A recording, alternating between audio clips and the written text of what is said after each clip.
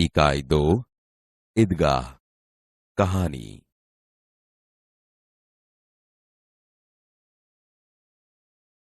कहानी का श्रवण कीजिए। रमजान के पूरे 30 रोजों के बाद आज ईद आई है।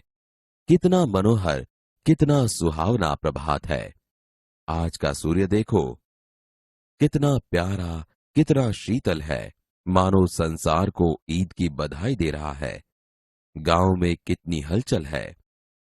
ईदगाह जाने की तैयारियां हो रही है। किसी के कुर्ते में बटन नहीं है, पड़ोस के घर में सुई धागा लेने दौड़ा जा रहा है। किसी के जूते कड़े हो गए हैं, उनमें तेल डालने के लिए तेली के पास भागा जाता है। जल्दी जल्दी बैलों को सानी पानी दे दें। ईदगाह से लौटते लौटते दोपहर हो जाएगी। 3 कोस का पैदल रास्ता, फिर सैकड़ों आदमियों से मिलना भेंटना। दोपहर के पहले लौटना असंभव है। लड़के सबसे ज्यादा प्रसन्न है। किसी ने 1 रोजा रखा है, वह भी दोपहर तक, किसी ने वह भी नहीं। लेकिन ईदगाह जाने की खुशी उनके हिस्से की चीज है। रोजे बड़े बूढ़ों के लिए होंगे, इनके लिए तो ईद है। रोज ईद का नाम रटते थे, आज वह आ गई। अब जल्दी पड़ी है कि लोग ईदगाह क्यों नहीं चलते। उनकी अपनी जेबों में तो कुबेर का धन भरा हुआ है। बार बार जेब में से अपना खजाना निकाल कर गिनते हैं और खुश होकर फिर रख देते हैं। महमूद गिनता है, 1, 2, 10, 12। उसके पास 12 पैसे हैं। मोहसिन के पास 1, 2, 8, 9, 15 पैसे हैं।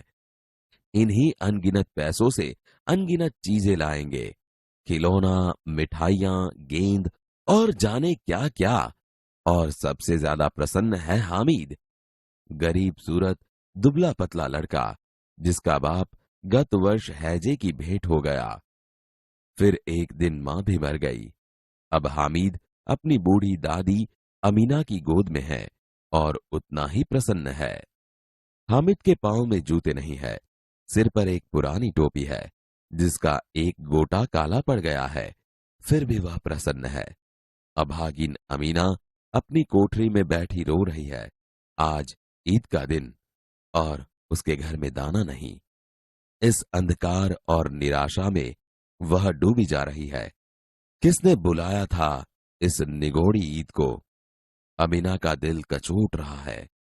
गांव में बच्चे अपने अपने बाप के साथ जा रहे हैं। हामिद का बाप अमीना के सिवाय और कौन है? उसे कैसे अकेले जाने दे? उस भीड़ भाड़ में बच्चा कहीं खो गया तो क्या होगा? नहीं, अमीना उसे यूं न जाने देगी।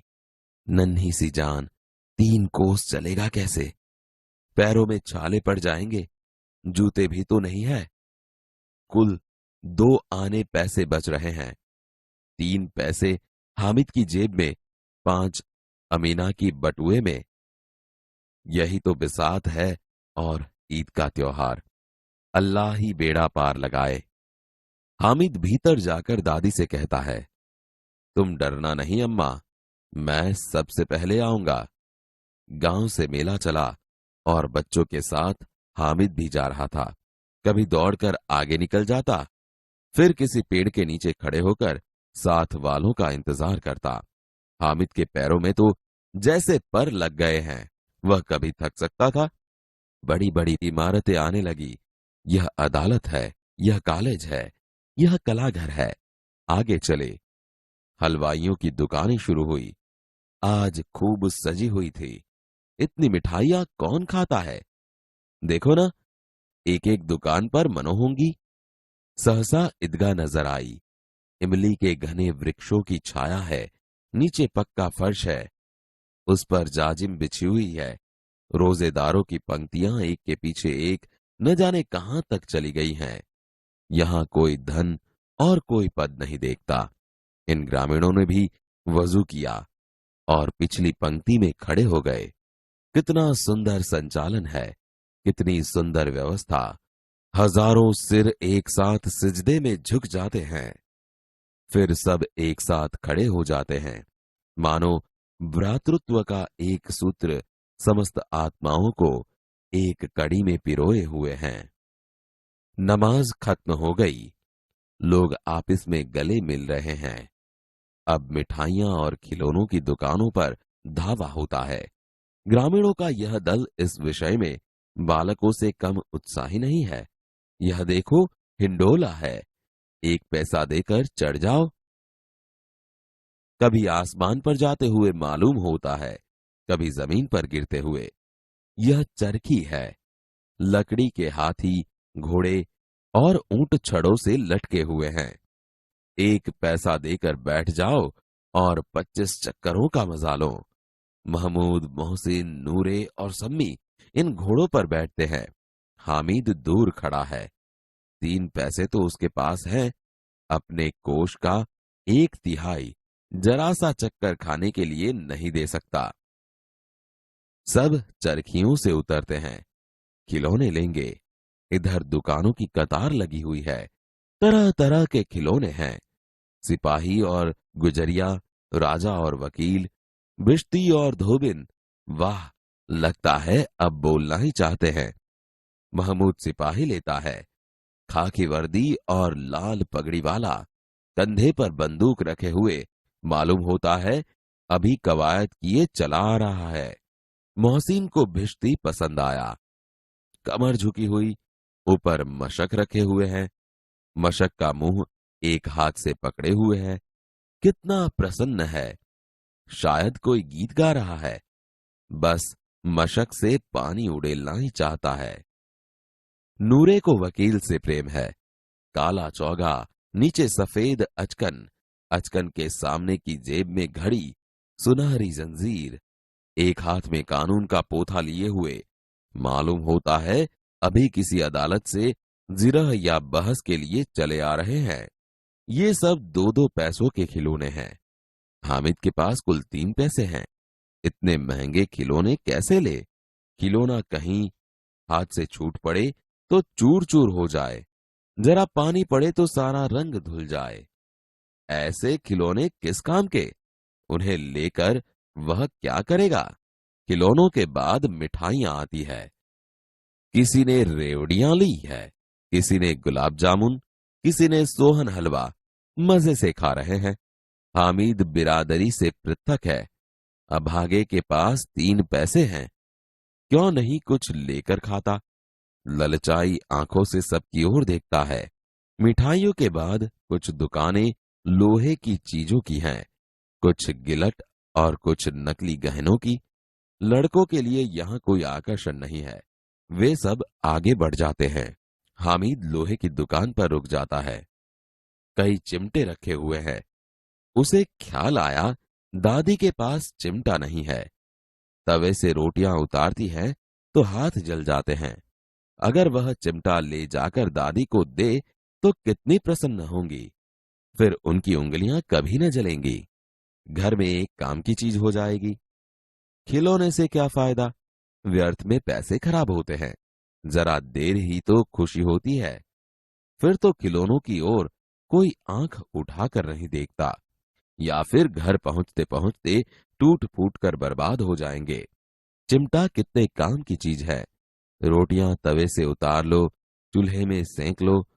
कोई आग मांगने आए तो चटपट चूल्हे से आग निकालकर उसे दे दो। अम्मा बेचारी को कहाँ फुर्सत है कि बाजार जाएं, और इतने पैसे ही कहाँ मिलते हैं। रोज हाथ जला लेती है। हामिद के साथी आगे बढ़ गए हैं। सबील पर सब शरबत पी रहे हैं। देखो, सब कितने लालची हैं। इतनी मिठाइयां ली, मुझे किसी ने एक भी न दी। उस पर कहते हैं मेरे साथ चलो, मेरा यह काम करो, मेरा वह काम करो। अब अगर किसी ने कोई काम करने को कहा तो पूछूंगा, खाएं मिठाइयां, आपका मुंह सड़ेगा, फोड़े फुसियां निकलेंगी, आप ही जबान चटोरी हो जाएगी। तब घर से पैसा चुराएंगे और मार खाएंगे। अम्मा चिमटा देखकर मेरे हाथ से लेंगी और कहेंगी, मेरा बच्चा अम्मा के लिए चिमटा लाया है, कितना अच्छा लड़का है। इन लोगों के खिलौनों पर कौन इन्हें दुआएं देगा? बड़ों की दुआएं सीधे अल्लाह के दरबार में पहुंचती है और तुरंत सुनी जाती है। मेरे पास पैसे नहीं हैं तो क्या, मैं गरीब सही, किसी को कुछ मांगने तो नहीं जाता। उसने दुकानदार से पूछा, यह चिमटा कितने का है? 6 पैसे लगेंगे। हामिद का दिल बैठ गया। फिर भी बोला, ठीक ठीक बताओ। ठीक ठीक, 5 पैसे लगेंगे। लेना है तो लो, नहीं तो चलते बनो। हामिद ने कलेजा मजबूत करके कहा, 3 पैसे लोगे? और वह आगे बढ़ गया ताकि दुकानदार की घुड़कियां न सुने। लेकिन दुकानदार ने घुड़कियां नहीं दी, बुलाकर चिमटा दे दिया। हामिद ने उसे इस तरह कंधे पर रखा मानो बंदूक है। फिर शान से अकड़ता हुआ संगियों के पास गया। मोहसिन ने हंसकर कहा, यह चिमटा क्यों लाया बुद्धू? इसका क्या करेगा? हामिद ने चिमटे को जमीन पर पटक कर कहा, जरा अपना भिस्ती तो जमीन पर गिराओ, सारी पसलियां चूर चूर हो जाएं बच्चों की। महमूद बोला, तो यह चिमटा कोई खिलौना है? हामिद, खिलौना क्यों नहीं है? अभी कंधे पर रखा बंदूक हो गई, हाथ में ले लिया फकीरों का चिमटा हो गया। चाहूं तो इससे मंजीरे का काम ले सकता हूं। एक चिमटा जमा दूं तो तुम लोगों के सारे खिलौनों की जान निकल जाए। तुम्हारे खिलौने कितना ही जोर लगाएं, मेरे चिमटे का बाल भी बांका नहीं कर सकते। बहादुर शेर है मेरा चिमटा। सम्मी ने खंजरी ली थी, प्रभावित होकर बोला, मेरी खंजरी से बदलोगे? 2 आने की है। हामिद ने खंजरी की और उपेक्षा से देखा, बोला, मेरा चिमटा चाहे तो तुम्हारी खंजरी का पेट फाड़ डाले, बस एक चमड़े की झिल्ली लगा दी। ढब ढब बोलने लगी, जरा सा पानी लग जाए तो खत्म हो जाए। मेरा बहादुर चिमटा आग में, आंधी में, तूफान में बराबर डटा रहेगा। चिमटे ने सभी को मोहित कर लिया, लेकिन अब पैसे किसके पास धरे हैं? फिर मेले से बहुत दूर निकल आए हैं। धूप तेज हो रही है, घर पहुंचने की जल्दी है। बड़ों से जिद करे तो भी चिमटा नहीं मिल सकता। हामिद है बड़ा चालाक, इसलिए उसने अपने पैसे बचा रखे थे। औरों ने 3-3, 4-4 आने पैसे खर्च किए, पर कोई काम की चीज न ले सके। हामिद ने 3 पैसों में रंग जमा लिया। सच ही तो है, खिलौनों का क्या भरोसा, टूट फूट जाएंगे। हामिद का चिमटा बना रहेगा बरसों। मोहसिन ने कहा, जरा अपना चिमटा दो, हम भी देखें। तुम हमारा भिश्ती लेकर देखो। महमूद और नूरे ने भी अपने अपने खिलौने पेश किए। हामिद को इन शर्तों को मानने में कोई आपत्ति न थी। चिमटा बारी बारी से सबके हाथ में गया और उनके खिलौने बारी बारी से हामिद के हाथ में आए। कितने खूबसूरत खिलौने थे। रास्ते में महमूद को भूख लगी। उसके बाप ने केले खाने को दिए। महमूद ने केवल हामिद को अपना साथी बनाया। उसके अन्य मित्र मुंह ताकते रह गए। यह उस चिमटे का प्रभाव था। 11 बजे सारे गांव में हलचल मच गई। मेले वाले लौट आए। मोहसिन की छोटी बहन ने दौड़कर भिश्ती उसके हाथ से छीन लिया और मारे खुशी के उछली तो मियां भिश्ती नीचे आ रहे और सुरलोक सिधारे। मियां नूरे के वकील का अंत इससे भी ज्यादा गौरवमय हुआ। वकील जमीन पर या ताक पर बैठ नहीं सकते, उनकी मर्यादा का विचार तो करना ही होगा। दीवार में 2 खूंटियां गाड़ी गई, उन पर लकड़ी का एक पटरा रखा गया। पटरे पर कागज का एक कालीन बिछाया गया। वकील साहब राजा भोज की भांति सिंहासन पर विराजे। नूरे ने उन्हें पंखा झलना शुरू किया। अदालतों में खस की टट्टियां और बिजली के पंखे होते हैं, क्या यहां मामूली पंखा भी न हो? बांस का पंखा आया और नूरे हवा करने लगा। मालूम नहीं पंखे की हवा से या पंखे की चोट से वकील साहब स्वर्गलोक से मृत्युलोक में आ रहे और उनका माटी का चोला माटी में मिल गया।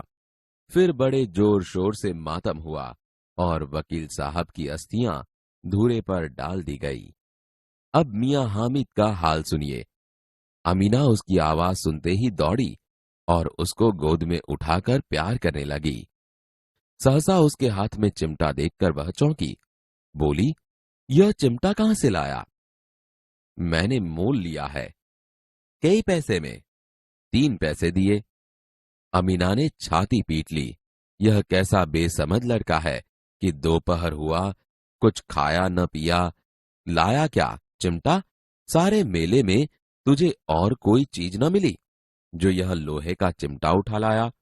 हामिद ने अपराधी भाव से कहा, तुम्हारी उंगलियां तवे से जल जाती थीं, इसलिए मैंने लिया। बुढ़िया का क्रोध तुरंत स्नेह में बदल गया। बच्चे में कितना त्याग, कितना सद्भाव और कितना विवेक है। दूसरों को खिलौने लेते और मिठाई खाते देखकर इसका मन कितना ललचाया होगा। इतना जब्त इससे हुआ कैसे? अमीना का मन गदगद हो गया। वह रोने लगी। दामन फैलाकर हामिद को दुआएं देती जाती थी और उसकी आंखों से आंसू की बड़ी बड़ी बूंदें गिर जाती थीं। मित्रों, आपने इनका नाम तो सुना ही होगा। ये उपन्यास सम्राट प्रेमचंद है। आइए इनके बारे में कुछ और जानें। नाम धनपत राय, उपनाम प्रेमचंद, जन्मस्थल लमही, वाराणसी, उत्तर प्रदेश, जन्मतिथि सन 1880, निधन सन 1936। आपने प्रेमचंद का परिचय पाया। अब उनके साहित्यिक जीवन के बारे में भी जानिए। आरंभ में वे नवाब राय नाम से उर्दू साहित्य में लिखते थे। बाद में प्रेमचंद के नाम से हिंदी में लिखने लगे। गोदान उनका सर्वश्रेष्ठ उपन्यास है। इसके अलावा गबन, मंगलसूत्र, रंगभूमि, कर्मभूमि उनके उपन्यास है। उन्होंने कई सारी कहानियां भी लिखी है जो मानसरोवर भाग 1 से 8 में संकलित है। साहित्य में प्रगतिवाद को जागृत करने के लिए उन्होंने जागरण तथा हंस नामक पत्रिकाओं का संपादन भी किया था। ईदगाह उनकी ऐसी ही एक अमर कहानी है। रमजान के पूरे 30 रोजों के बाद आज ईद आई है। कितना मनोहर, कितना सुहावना प्रभात है।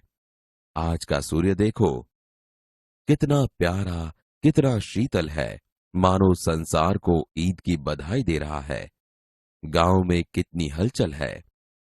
ईदगाह जाने की तैयारियां हो रही है। किसी के कुर्ते में बटन नहीं है, पड़ोस के घर में सुई धागा लेने दौड़ा जा रहा है। किसी के जूते कड़े हो गए हैं, उनमें तेल डालने के लिए तेली के पास भागा जाता है। जल्दी जल्दी बैलों को सानी पानी दे दें।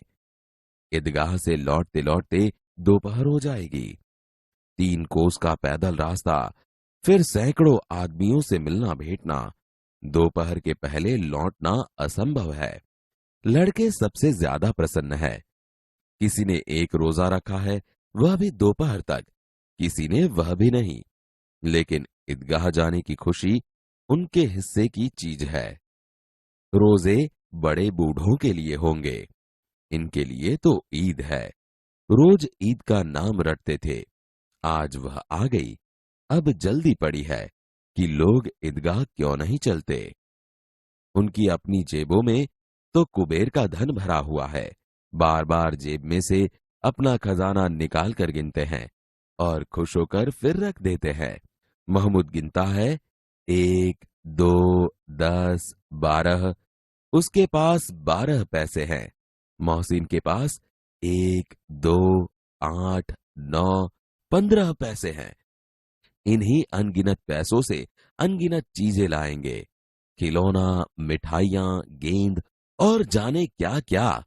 और सबसे ज्यादा प्रसन्न है हामिद, गरीब सूरत, दुबला पतला लड़का जिसका बाप गत वर्ष हैजे की भेंट हो गया। फिर एक दिन मां भी मर गई। अब हामिद अपनी बूढ़ी दादी अमीना की गोद में है और उतना ही प्रसन्न है। हामिद के पांव में जूते नहीं है, सिर पर एक पुरानी टोपी है जिसका गोटा काला पड़ गया है, फिर भी वह प्रसन्न है। अभागिन अमीना अपनी कोठरी में बैठी रो रही है। आज ईद का दिन और उसके घर में दाना नहीं। इस अंधकार और निराशा में वह डूबी जा रही है।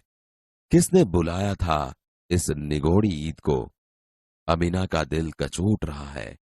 गांव में बच्चे अपने अपने बाप के साथ जा रहे हैं।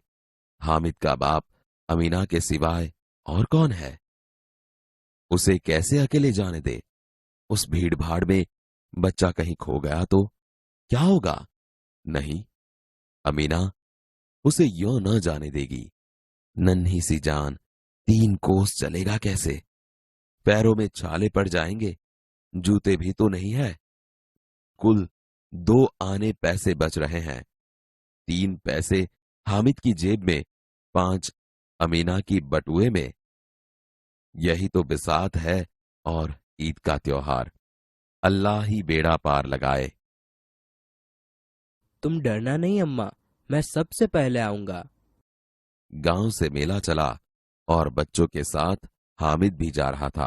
कभी दौड़कर आगे निकल जाता, फिर किसी पेड़ के नीचे खड़े होकर साथ वालों का इंतजार करता।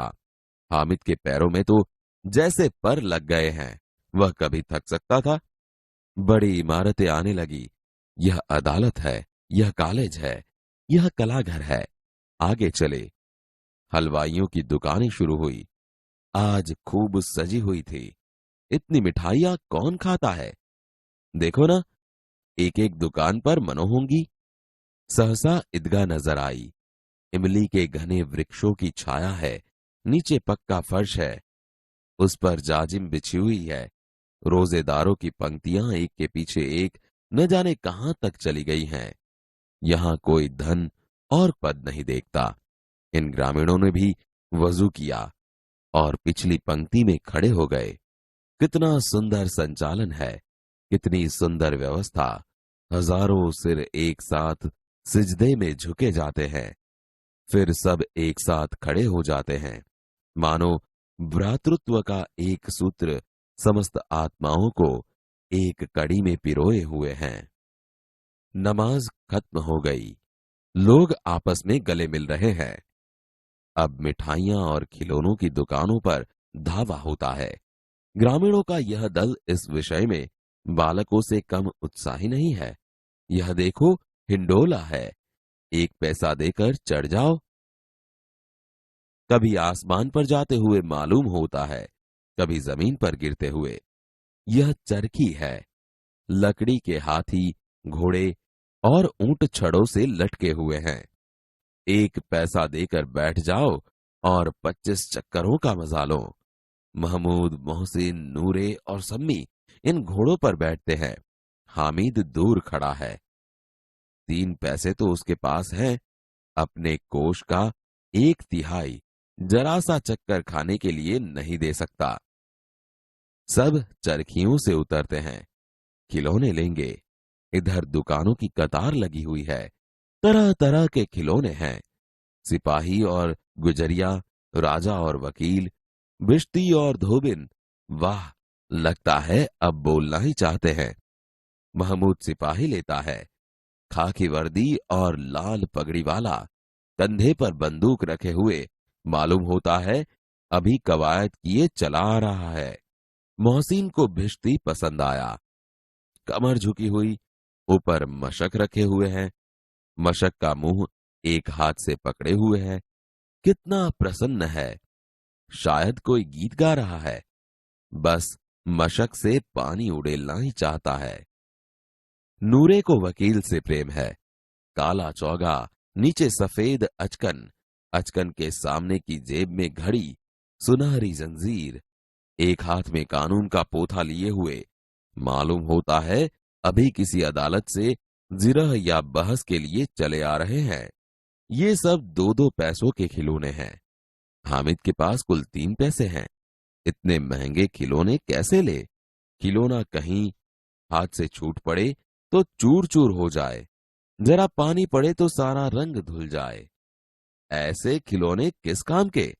उन्हें लेकर वह क्या करेगा? खिलौनों के बाद मिठाइयां आती है। किसी ने रेवड़ियां ली है, किसी ने गुलाब जामुन, किसी ने सोहन हलवा। मजे से खा रहे हैं। हामिद बिरादरी से पृथक है।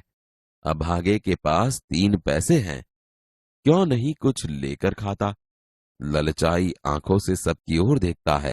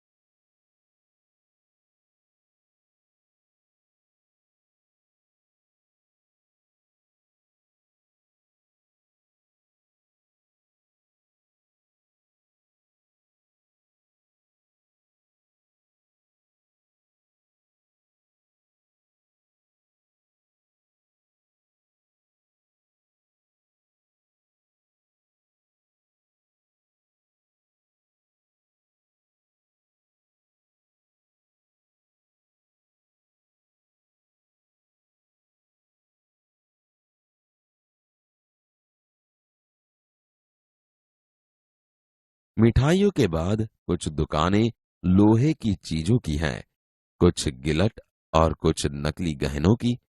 लड़कों के लिए यहाँ कोई आकर्षण नहीं है। वे सब आगे बढ़ जाते हैं। हामिद लोहे की दुकान पर रुक जाता है। कई चिमटे रखे हुए हैं। दादी के पास चिमटा नहीं है। तवे से रोटियां उतारती है तो हाथ जल जाते हैं। अगर वह चिमटा ले जाकर दादी को दे तो कितनी प्रसन्न होगी। फिर उनकी उंगलियां कभी न जलेगी। घर में एक काम की चीज हो जाएगी। खिलौने से क्या फायदा, व्यर्थ में पैसे खराब होते हैं। जरा देर ही तो खुशी होती है, फिर तो खिलौनों की और कोई आंख उठाकर नहीं देखता, या फिर घर पहुंचते पहुंचते टूट फूट कर बर्बाद हो जाएंगे। चिमटा कितने काम की चीज है। रोटियां तवे से उतार लो, चूल्हे में सेक लो। कोई आग मांगने आए तो चटपट चूल्हे से आग निकाल कर उसे दे दो। अम्मा बेचारी को कहाँ फुर्सत है कि बाजार जाए, और इतने पैसे ही कहाँ मिलते हैं। रोज हाथ जला लेती है। हामिद के साथी आगे बढ़ गए हैं। सबील पर सब शरबत पी रहे हैं। देखो, सब कितने लालची है। इतनी मिठाइयाँ ली, मुझे किसी ने एक भी न दी। उस पर कहते हैं मेरे साथ चलो, मेरा यह काम करो, मेरा वह काम करो। अब अगर किसी ने कोई काम करने को कहा तो पूछूंगा, खाए मिठाइयाँ, आपका मुंह सड़ेगा, फोड़े फुसियां निकलेगी, आप ही जबान चटोरी हो जाएगी। तब घर से पैसा चुराएंगे और मार खाएंगे। अम्मा चिमटा देखकर मेरे हाथ से लेगी और कहेगी, मेरा बच्चा अम्मा के लिए चिमटा लाया है, कितना अच्छा लड़का है। इन लोगों के खिलौने पर कौन इन्हें दुआएं देगा। बड़ों की दुआएं सीधे अल्लाह के दरबार में पहुंचती है और तुरंत सुनी जाती है। मेरे पास पैसे नहीं है तो क्या, मैं गरीब सही, किसी से कुछ मांगने तो नहीं जाता। यह चिमटा कितने का है? 6 पैसे लगेंगे। हामिद का दिल बैठ गया। ठीक ठीक बताओ। ठीक ठीक 5 पैसे लगेंगे। लेना है तो लो, नहीं तो चलते बनो। 3 पैसे लोगे? हामिद आगे बढ़ गया ताकि दुकानदार की घुड़कियां न सुने, लेकिन दुकानदार ने घुड़कियां नहीं दी, बुलाकर चिमटा दे दिया। हामिद ने उसे इस तरह कंधे पर रखा मानो बंदूक है। फिर शान से अकड़ता हुआ संगियों के पास गया। यह चिमटा क्यों लाया बुद्धू? इसका क्या करेगा? जरा अपना बिस्ती तो जमीन पर गिराओ, सारी पसलियां चूर चूर हो जाए बच्चों की। तो यह चिमटा कोई खिलौना है? खिलौना क्यों नहीं है, अभी कंधे पर रखा बंदूक हो गई, हाथ में ले लिया फकीरों का चिमटा हो गया। चाहूं तो इससे मंजीरे का काम ले सकता हूँ। एक चिमटा जमा दूं तो तुम लोगों के सारे खिलौनों की जान निकल जाए। तुम्हारे खिलौने कितना ही जोर लगाए, मेरे चिमटे का बाल भी बांका नहीं कर सकते। बहादुर शेर है मेरा चिमटा। मेरी खंजरी से बदलोगे? 2 आने की है। मेरा चिमटा चाहे तो तुम्हारी खंजरी का पेट फाड़ डाले। बस एक चमड़े की झिल्ली लगा दे, डब डब बोलने लगी। जरा सा पानी लग जाए तो खत्म हो जाए। मेरा बहादुर चिमटा आग में, पानी में, आंधी में, तूफान में बराबर डटा रहेगा। चिमटे ने सभी को मोहित कर लिया, लेकिन अब पैसे किसके पास धरे हैं। फिर मेले से बहुत दूर निकल आए हैं। धूप तेज हो रही है, घर पहुंचने की जल्दी है। बड़ों से जिद करे तो भी चिमटा नहीं मिल सकता। हामिद है बड़ा चालाक, इसलिए उसने अपने पैसे बचा रखे थे। औरों ने 3-3, 4-4 आने पैसे खर्च किए, पर कोई काम की चीज न ले सके। हामिद ने 3 पैसों में रंग जमा लिया। सच ही तो है, खिलौनों का क्या भरोसा, टूट फूट जाएंगे। हामिद का चिमटा बना रहेगा बरसों। जरा अपना चिमटा दो, हम भी देखे। तुम हमारा बिस्ती लेकर देखो। महमूद और नूरे ने भी अपने अपने खिलौने पेश किए। हामिद को इन शर्तों को मानने में कोई आपत्ति न थी। चिमटा बारी बारी से सबके हाथ में गया और उनके खिलौने बारी बारी से हामिद के हाथ में आए। कितने खूबसूरत खिलौने थे। रास्ते में महमूद को भूख लगी। उसके बाप ने केले खाने को दिए। महमूद ने केवल हामिद को अपना साथी बनाया। उसके अन्य मित्र मुंह ताकते रह गए। यह उस चिमटे का प्रभाव था। 11 बजे सारे गांव में हलचल मच गई। मेले वाले लौट आए। मोहसिन की छोटी बहन ने दौड़कर भिश्ती उसके हाथ से छीन लिया और मारे खुशी के उछली तो मियां भिश्ती नीचे आ रहे और सुरलोक सिधारे। मियां नूरे के वकील का अंत इससे भी ज्यादा गौरवमय हुआ। वकील जमीन पर या ताक पर बैठ नहीं सकते, उनकी मर्यादा का विचार तो करना ही होगा। दीवार में 2 खूंटियां गाड़ी गई, उन पर लकड़ी का एक पटरा रखा गया। पटरे पर कागज का एक कालीन बिछाया गया। वकील साहब राजा भोज की भांति सिंहासन पर विराजे। नूरे ने उन्हें पंखा झलना शुरू किया। अदालतों में खस की टट्टियां और बिजली के पंखे होते हैं, क्या यहां मामूली पंखा भी न हो? बांस का पंखा आया और नूरे हवा करने लगा। मालूम नहीं पंखे की हवा से या पंखे की चोट से वकील साहब स्वर्गलोक से मृत्युलोक में आ रहे और उनका माटी का चोला माटी में मिल गया। फिर बड़े जोर शोर से मातम हुआ और वकील साहब की अस्थियां धूरे पर डाल दी गई। अब मियां हामिद का हाल सुनिए। अमीना उसकी आवाज सुनते ही दौड़ी और उसको गोद में उठाकर प्यार करने लगी। सहसा उसके हाथ में चिमटा देखकर वह चौंकी। यह चिमटा कहाँ से लाया? मैंने मोल लिया है। कई पैसे में? 3 पैसे दिए। यह कैसा बेसमझ लड़का है कि दोपहर हुआ कुछ खाया न पिया, लाया क्या चिमटा? सारे मेले में तुझे और कोई चीज न मिली जो यह लोहे का चिमटा उठा लाया? तुम्हारी उंगलियां तवे से जल जाती थी, इसीलिए मैंने लिया। बुढ़िया का क्रोध तुरंत स्नेह में बदल गया। बच्चे में कितना त्याग, कितना सद्भाव और कितना विवेक है। दूसरों को खिलौने लेते और मिठाई खाते देखकर इसका मन कितना ललचाया होगा। इतना जब्त इससे हुआ कैसे? अमीना का मन गदगद हो गया। वह रोने लगी।